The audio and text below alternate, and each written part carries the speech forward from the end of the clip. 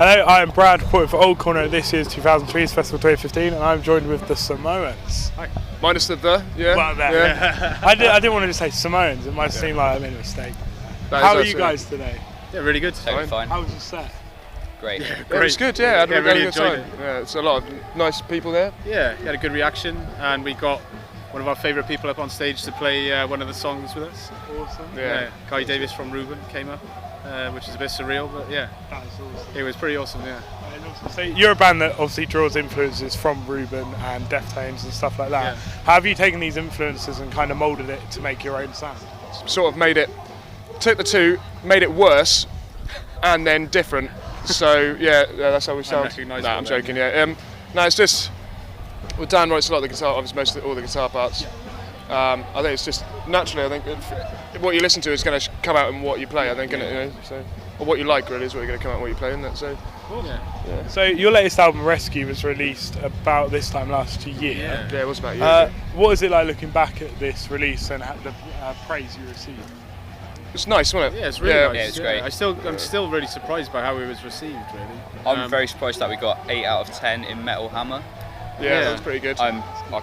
One publication thought it was crap, we could say, but that was one out of a very small minority. It was just them that didn't like it. So it's, apart from that, everything was great. We're happy with that. Yeah, it helped us. The album helped us get a lot of really good things last year, like going on tour with No Devotion, and things like that. And that was been awesome. So we look back on that year, and it's just mental how much stuff we managed to do, just around the record, and especially because we released it ourselves on our own label and self-funded it, and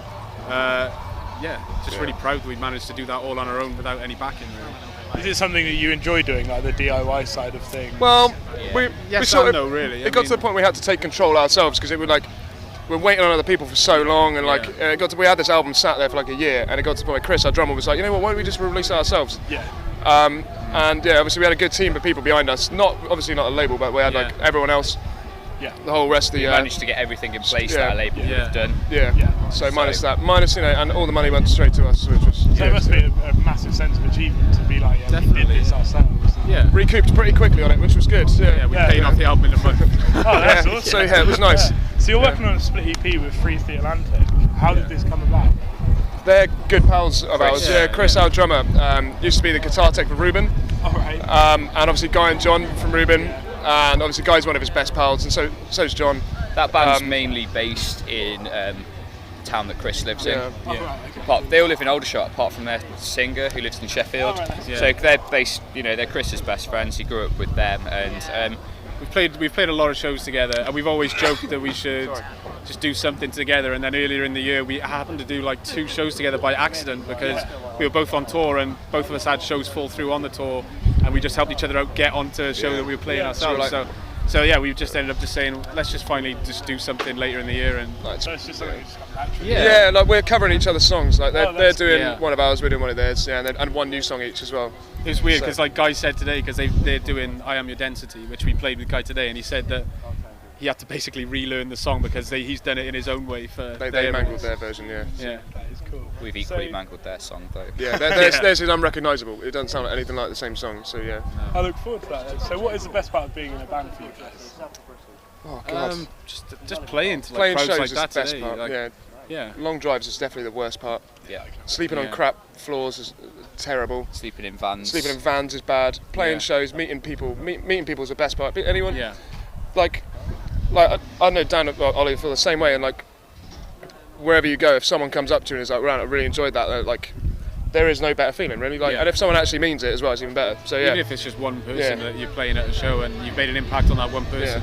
It sounds corny, but it is true. Like it is. When you're on the road, especially if someone's like, you're miles away from home, you've been away for a couple of weeks, and like someone is like comes up to you and really enjoys what you're doing, then it does make it like, makes it worth it, doesn't it? Yeah. Maybe we're doing something right, So that's what really it feels cool. like. So when writing your lyrics for your songs, do they come from personal experience, or do you take more generalised themes? On Rescue, there was a lot from personal experience because I'd gone through like quite a difficult situation where I'd broken my back and I was like out of action for a long time. So it was just like this, internal struggle with me trying to want to do a lot of things, but I couldn't do, and but it really helped us, get a really good foundation on the field for the record. Breaking your back's probably the best thing that ever happened. It probably is the best thing. Don't tell the other company, the insurance company that happened. So, yeah, I mean, the next record is kind of like, it's still quite personal, but I take a lot of influence from a lot of things I read.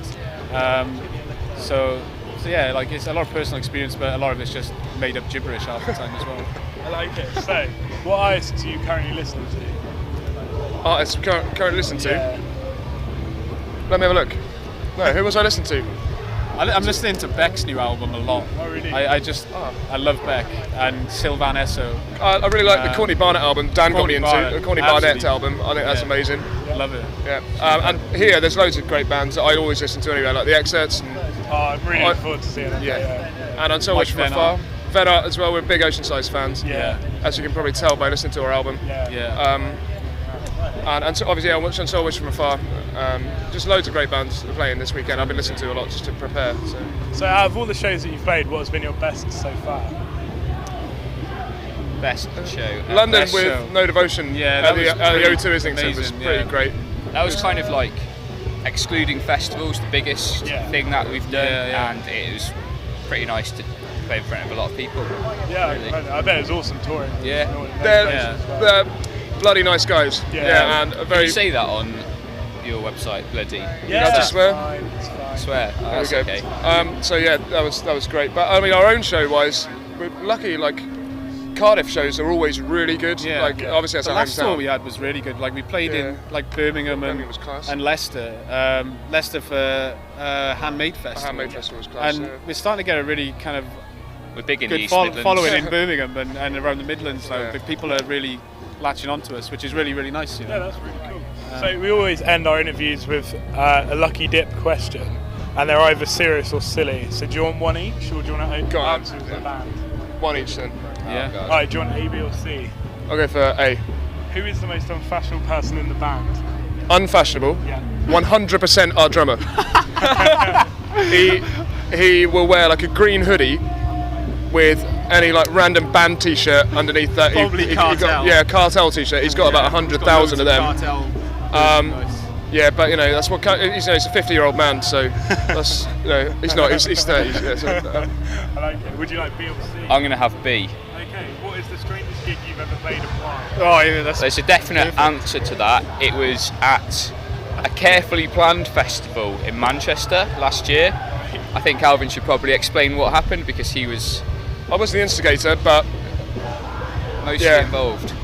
well, a couple. We say this in most interviews we do. A couple were pleasuring each other under the trousers. Forcefully. It Against was the like wall. and I was like, I can see what you're doing, and everyone they were like, we don't care, we don't give a fuck, we just got engaged, fuck you. And then the guy started on me, and everyone sort of tried to get them to leave. called I us think. what is it? Indie wankers, yeah. But yeah, they were like, it's nothing subtle. They were like hands down trousers, like Wow. in front of the crowd, including us. We were playing playing, songs and staring everyone's at just them, like for the And then- entire time. and then they got They thrown kicked out. They were having sex in the In the toilets and toilet, got thrown out. Yeah. Wow. That's definitely going to be a next thing you're going to write a song about then for sure. Yeah, there you go, some inspiration. Probably not. No. What to forget. Right, and last but not least, if you had to pick two celebrities for your parents, who would they be and why? Two celebrities for my parents.